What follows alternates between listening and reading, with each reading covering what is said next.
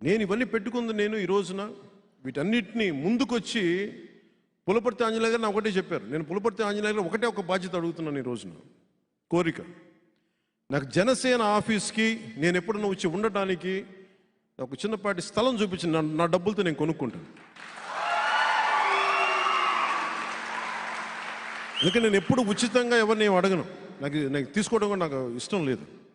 ఈరోజు నేను అడుగుతున్నా, ఎందుకంటే నేను భీమవరాన్ని నేను వదలను. అందుకని అడుగుతాను, రౌడిజం పోవాలి అక్కడి నుంచి. బాధ్యతతో కూడిన వ్యక్తులు ఉండాలి అక్కడ పొలిటికల్ ప్రాసెస్లో.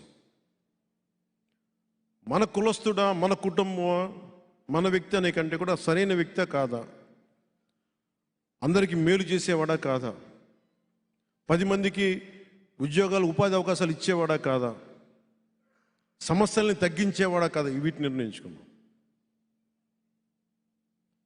ఆ విధంగానే మనం భీమవరం